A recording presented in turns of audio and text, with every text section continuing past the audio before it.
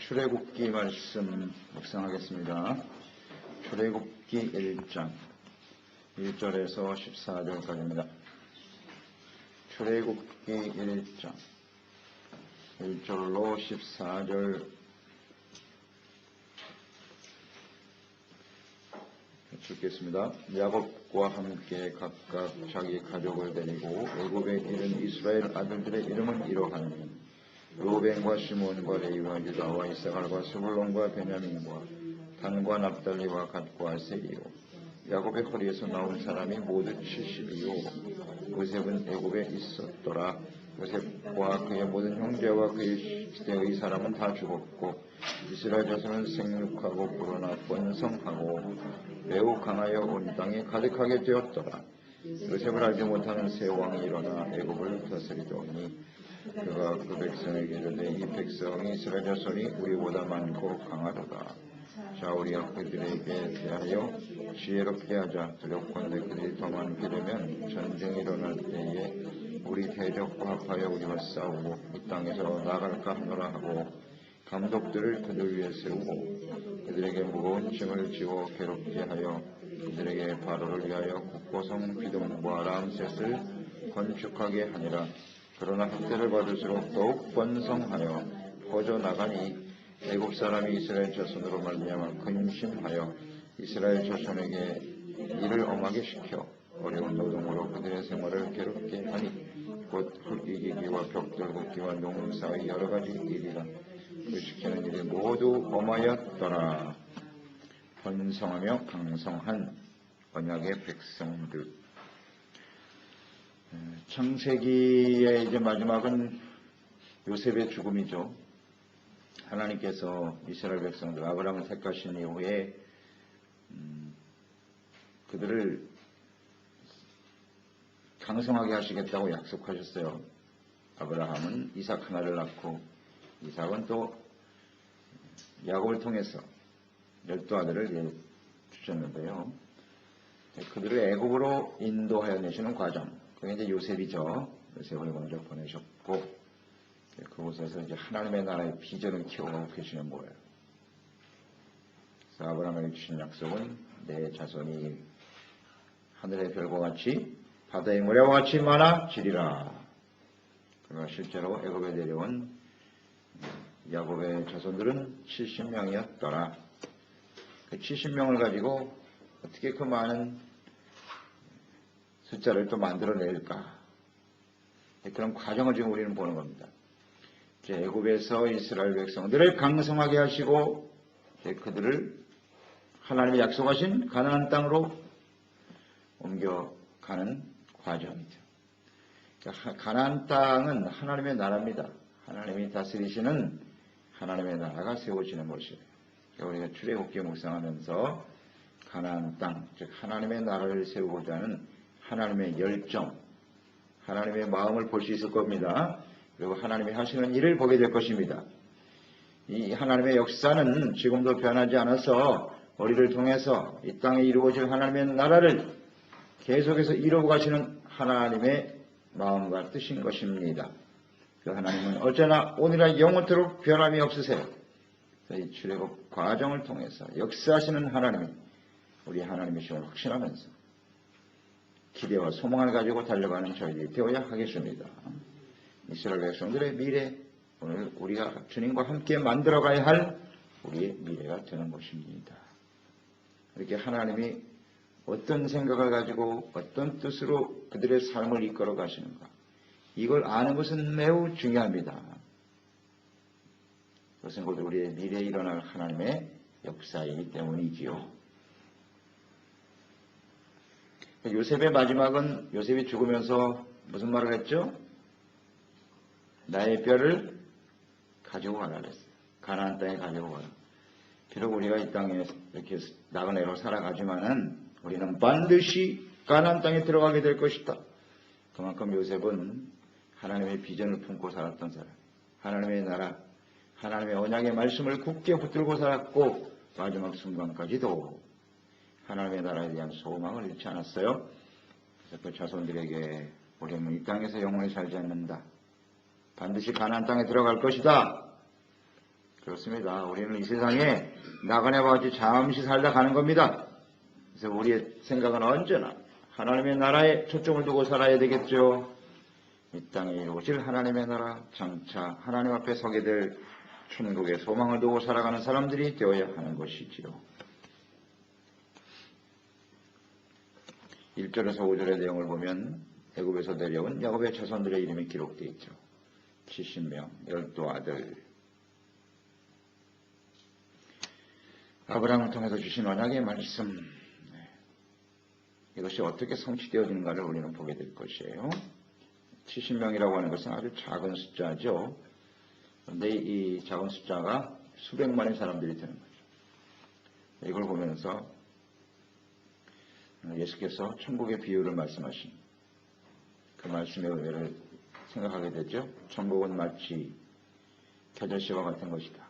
지극히 작은 것으로 시작하지만 그것이 크게 자라서 새들이 깃들 정도로 크게 된다. 천국의 속성은 이렇게 번성하는 겁니다.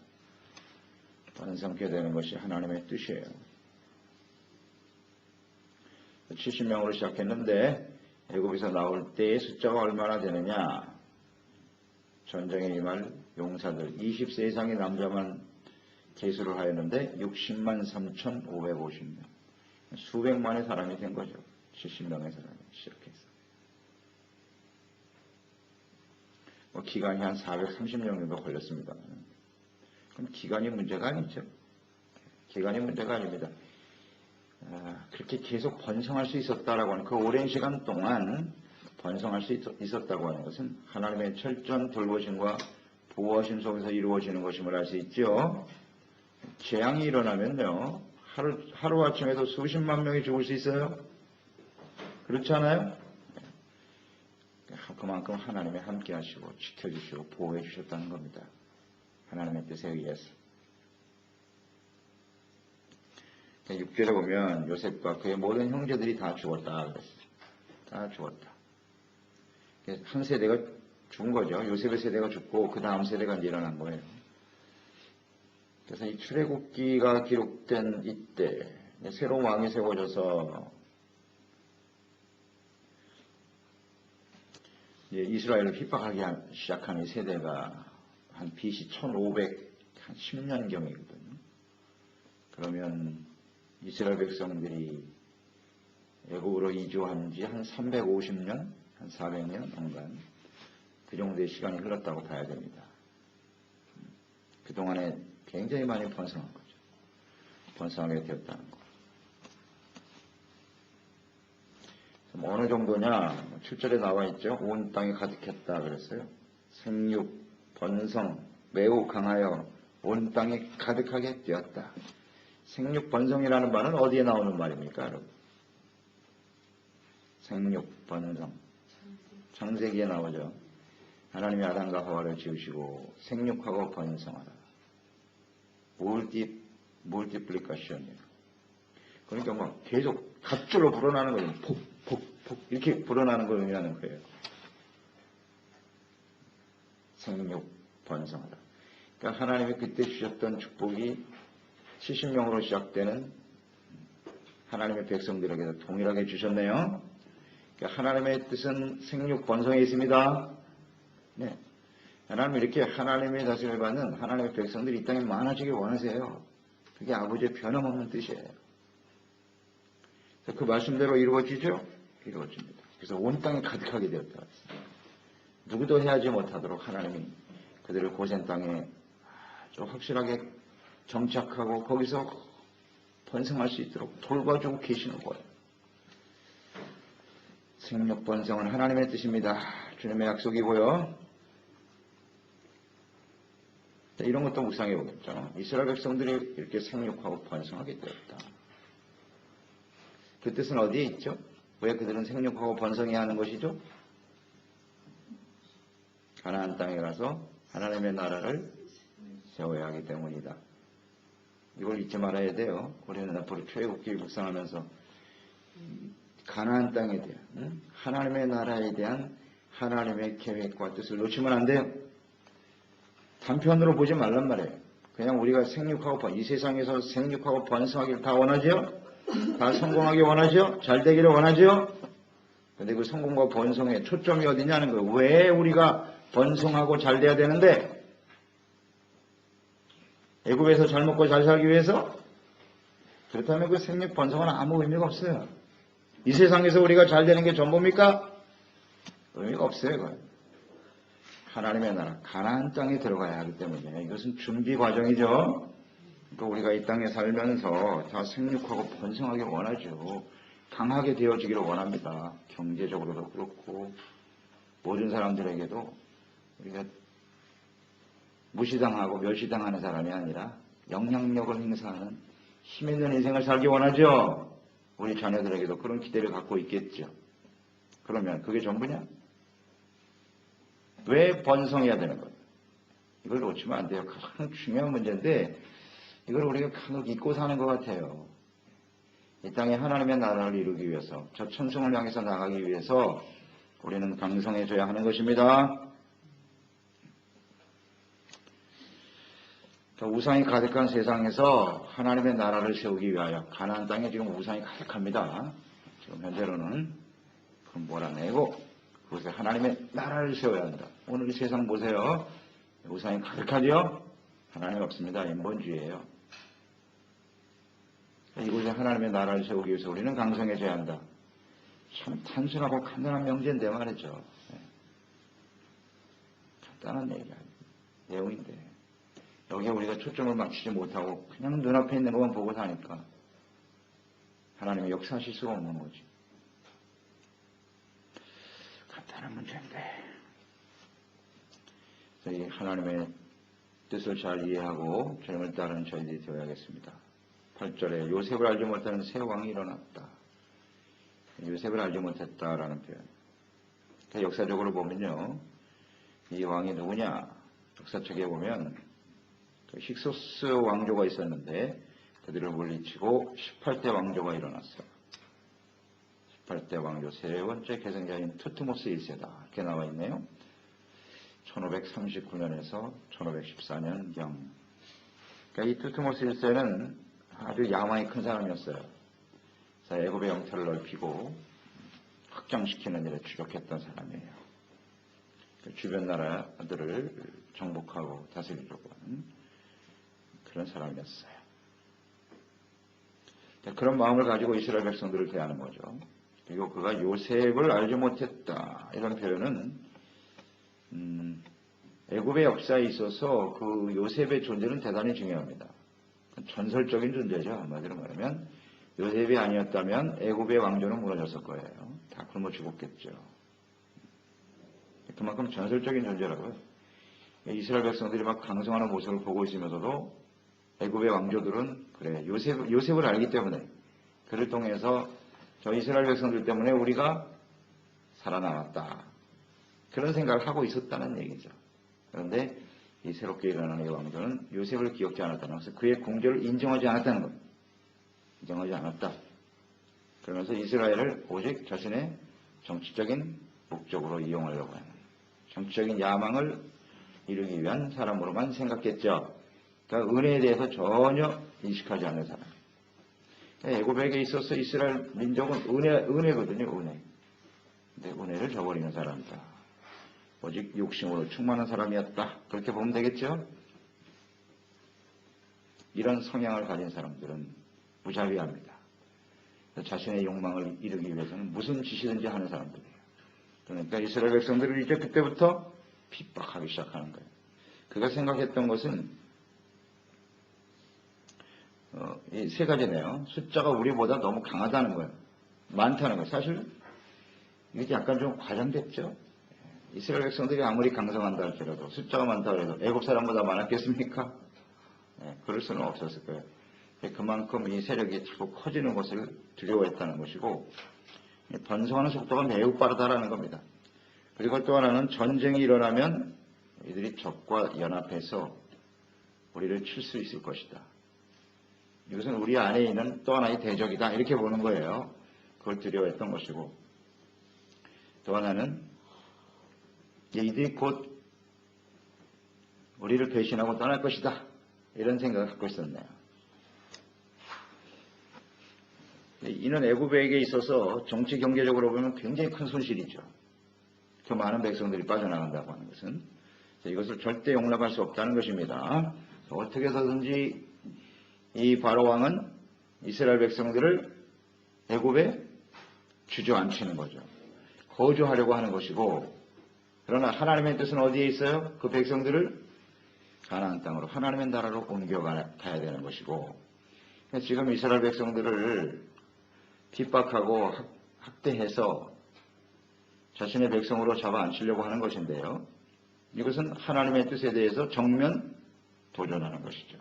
굉장히 우리가 주목해야 될 부분입니다. 당시에 이 바로 왕은 절대 권력자예요.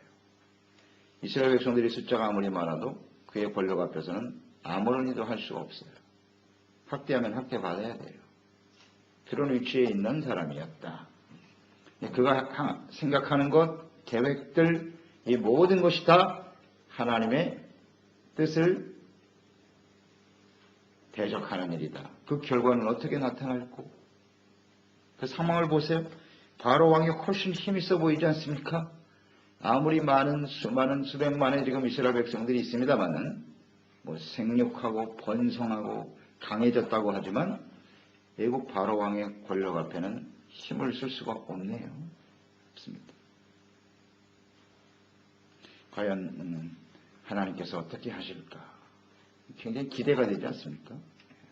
이런 부분을 우리는 항상 주목해야 돼요.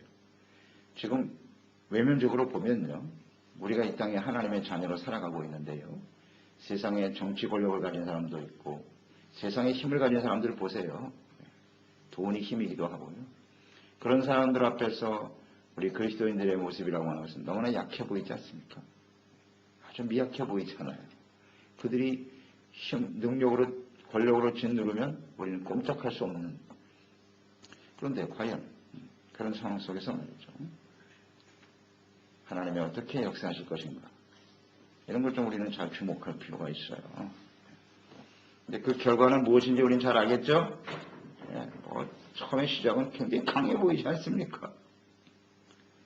내 말 한마디 너희들은 다 죽는 거야, 이런 생각을 가지고 있었겠지. 그러나 멸망당하는 사람은 누구냐? 결국 애국과 바로 왕이 멸망당하고 마는 거죠. 하나님을 대적하면요, 그 어떤 권력과 세력도 다 멸망으로 끝나고 마는 것이다. 역사가 주는 교훈이죠. 그래서 이스라엘 백성들을 학대할 세 가지 정책을 세웠다. 첫째는 고욕을 시키는 거예요.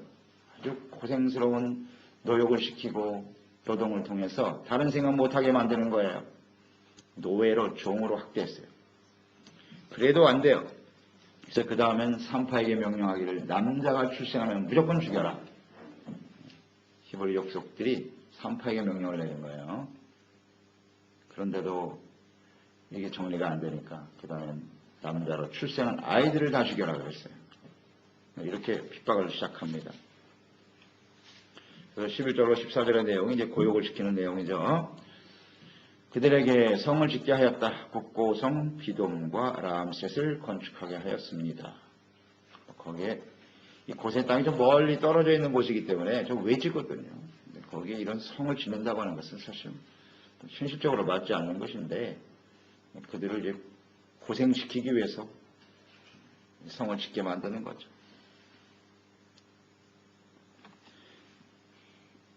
라암셋, 비돔과 라암셋이라 그랬는데요. 비돔이라고 하는 뜻을 보니까 태양신의 거소라는 뜻이네요. 태양신. 그들이 애굽 사람들이 섬기는 것이 태양신이죠. 주신입니다. 주신. 또 라암셋이라고 하는 말은 태양신이 그를 낳았다, 그런 뜻이에요. 거룩한 하나님의 백성들에게 지금 우상을 만들고 우상의 집을 만들고 있는 거예요. 우상의 집을 만들게 하고 있어야죠.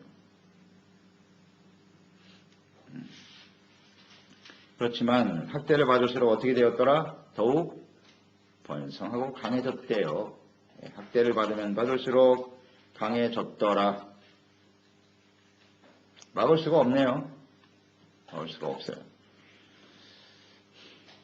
12절, 학대를 받을수록 더욱 번성하여 퍼져나갔더라. 자, 이것이 바로 하나님의 나라와 하나님의 백성들의 특징이죠. 학대받을수록 더욱 강해지더라.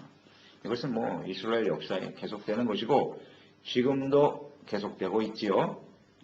복음, 하나님의 나라, 주님의 뜻을 세워가는 일에는 이렇게 많은 박해가 있어요. 방해가 있습니다. 세상 나라에 하나님의 나라를 세우려고 하니 악한 원수마귀가 가만 둘 리가 있나? 계속해서 박해하고 핍박하지만은 그것으로 막을 수 있느냐? 절대 막지 못합니다. 그래서 계속 번성하여 퍼져나가는 것입니다. 그러니까 하나님의 교회와 우리의 믿음은 이렇게 학대받고 핍박을 받을 때 오히려 더 번성해지는 거예요. 힘이 강해져요. 강해집니다. 그러니까 어떠한 권력과 방해도 하나님의 뜻을 막을 수는 없다는 것이죠. 그들은 가나안 땅을 향해 가야 하기 때문에 막을 수가 없습니다. 그래서 사도행전 초대교회죠. 많은 핍박을 받았죠. 그러나 복음이 막힐 줄 알았더니 그렇지 않더라는 거죠. 더욱 확산되었어요. 사도행전 9장 31절 그리하여 온 유대와 갈릴리와 사마리아 교회가 평안하여 든든히 서가고 주를 경외함과 성령의 위로로 진행하여 수가 더 많아지니라. 얼마나 많은 핍박이 있었습니까? 초대교회. 그런데 계속 번성합니다. 모든 당시의 권력들, 그 권력자들이 다 사탄의 사자들 아닙니까? 그 사탄의 종들이 일어나서 끊임없이 교회와 복음을 핍박했으나 더욱더 번성하고 많아지더라. 언제나 변함이 없지요. 이 하나님의 뜻이에요. 주님의 이 계획과 뜻은 그 어떤 것도 막을 수 없다. 교회와 복음이 핍박을 당하고 어려움이 있습니다만 사탄의 역사는 이런 식으로 계속되겠지만 하나님의 나라를 향한 하나님의 거룩한 백성들을 향한 그 간절한 열망, 하나님의 그 뜻은 막을 수가 없다. 이것이 우리의 삶의 가장 확실한 힘이 되지 않겠습니까? 우리 힘의 근거가 되는 겁니다. 교회와 하나님의 백성들의 성장은 막을 수 없다는 거예요. 그러니까 우리가 초점을 어디에 두고 있느냐가 대단히 중요하죠. 중요합니다. 이스라엘 백성들이 애굽의 소망을 두고 살았다면 그것처럼 절망적인 상황이 어디 있어요. 잘 먹고 잘 살 줄 알았더니 갑자기 그냥 노예가 돼가지고 고욕이 시작되고 얼마나 안타까웠을까. 애굽에서 영원히 살 것처럼 살았다면 그 당하는 고통이 얼마나 심각했겠어요. 소망이 사라져버리는 거 아니겠어요? 근데 하나님의 나라에 소망을 두고 사는 사람은 비록 우리의 삶에 학대가 찾아오고 핍박이 찾아오고 시련과 고통이 다가와도 전혀 흔들리지 않습니다. 아멘. 이 땅에 소망을 두면 그 소망은 반드시 절망으로 끝나요. 절망으로 끝나. 어떨 때? 시련과 고난과 어려움이 다가올 때 소망이 절망으로 바뀐다고. 그런데 하늘나라에 소망을 두고 있는 사람은 절대 사라지지 않죠. 잘 생각해 보세요. 혹시 절망감을 느끼고 살아가고 있지 않나? 이런 핍박과 시련과 어려움이 다가올 때 우리는 어떤 자세로 나타나는가? 그것만 보면 알아요. 시련과 어려움을 당할 때 나는 어떤 반응을 하게 되는가? 절망감을 느끼고 두려워하고 염려하고 걱정하고 이건 대부분 소망을 어디에 두는 것이다? 세상에 두고 있는 거예요. 그건 뭐 정답이지. 그래서 시련과 어려움을 당해봐야 되겠죠? 당해봐야 돼요. 주님께서는 이거 꼭 확인하기를 원하세요. 그냥 끌어내실 수도 있어요. 꼭 이렇게 고난과 핍박을 당해야 되나? 하나님의 능력으로 얼마든지 끌어낼 수 있죠. 근데 주님께서 보시는 거예요. 이런 핍박을 당하게 하심으로써 이스라엘 백성들의 진정한 소망이 어디에 있노? 확인하시는 거죠. 확인하시는 거. 또 이런 핍박이라고 하는 사실 우리가 원치 않는 상황 아니겠어요? 이런 것은 원치 않은 일이죠. 하나님의 백성들이 왜 이렇게 절대 주권을 가지신 전능하신 왕 하나님의 자녀들인데 백성들인데 왜 이렇게 세상 사람들에게 짓밟혀야 되냐 말이에요. 이걸 허용하시는 거죠. 지금 하나님께서. 그래서 이런 핍박과 혼란이 하나님의 나라를 이루어가는 과정이다. 아멘. 과정입니다. 그러니까 이런 핍박과 어려움을 당하면서 바로 그런 거예요. 백성들에게 주님 뭘 기대하셨겠어요? 그들의 소망이 이 땅이 애굽이 아니라 가나안 땅에 있도록. 이들이 애굽에서 계속 잘 먹고 잘 살았으면 그 땅을 떠날 수 있었을까? 우리가 늘 묵상하는 바죠. 거기서 잘 먹고 잘 사는데 자 가나안 땅으로 갑시다. 갈 사람은 없습니다. 여기서 잘 사는데 가나안 땅이 어디야 거기가 도대체. 430년 동안 뿌리를 내리고 여기서 잘 먹고 잘 사는데 알지도 못하는 미지의 땅이고 어떤 일이 벌어질지 모르잖아요. 거기 가겠습니까? 안 가겠습니까? 쉽지 않을걸요. 예. 그 자리를 떠나기 쉽지 않을 겁니다. 그러니까 하나님께서 핍박을 보내시는 거예요. 우리에게 환난과 시련이 다가오는 이유는 뭐라고요? 간단하죠? 자꾸 이 땅에 뿌리내지 말라는 겁니다. 너희는 나그네야. 하나님의 나라를 향해서 가야지. 왜 자꾸 이 땅에 뿌리를 내리려고 하느냐? 이거 주님께서 계속 가르쳐 주시는 겁니다. 하나님의 나라의 소망을 주라는 거예요. 그러니까 우리에게 다가오는 시련과 어려움은 감사할 일이죠. 감사할 일입니다. 천국을 향해서 달려가야죠. 이게 바로 하나님의 뜻이에요. 예, 소망을 어디에 두느냐의 문제. 그리고 하나님의 약속을 굳게 붙들고 오히려 그 시련 속에서도 시련이 다가오면 소망은 점점 더 커지는 거예요. 환난은 인내를, 인내는 연단을, 연단은 소망을 이루게 하려 하심이니라. 틀림없는 하나님의 뜻입니다. 이 땅에 살아가는 동안 우리에게 다가오는 시련과 어려움이 있지만 하나님의 뜻은 반드시 이루어집니다. 절대로 하나님의 나라의 거룩한 백성들을 막을 수가 없어요. 이런 담대함이 있어야 돼요. 확신을 가지고. 아무리 경제적인 어려움이 주변의 어려운 상황들이 끊임없이 우리를 짓누르고 있지만 하나님의 뜻은 절대 막지 못합니다. 확신을 가지고. 하나님의 나라와 우리 교회를 통해서 우리의 삶을 통해서 이 땅에 이루실 주님의 역사를 기대하면서 소망 가운데 승리하며 달려가는 저희들이 되어야 할 것입니다. 기도하겠습니다. 하나님 아버지, 오늘도 주님의 말씀을 듣습니다. 출애굽기 말씀 묵상하면서 하나님의 나라를 이루시고자 하는 하나님의 계획과 열정과 뜻을 우리는 또 묵상하게 됩니다. 적은 숫자로 시작된 이스라엘 백성들이 하늘의 별과 같이 바다의 모래와 같이 많아질 것이라고 하는 하나님의 약속대로 생육 번성하고 강건해지는 것을 보게 됩니다. 핍박과 환란이 있습니다만 이것은 하나님의 나라와 역사를 이루어가는 하나의 과정일 뿐이죠. 그런 시련과 어려움 속에서 더욱더 하나님의 나라에 대한 소망을 키워가는 우리 모두의 삶이 될 수 있도록 도와주시옵소서. 절대로 하나님의 계획과 뜻을 우리를 이 땅에 보내시고 그리스도의 몸된 교회를 세우셔서 하나님께서 계획하신 일들은 그 어떤 방해에도 어떠한 시련이 다가온다 할지라도 절대 중단되지 않습니다. 확신과 믿음으로 하나님 앞에 쓰임받는 신실한 종들 되게 하시옵소서. 예수님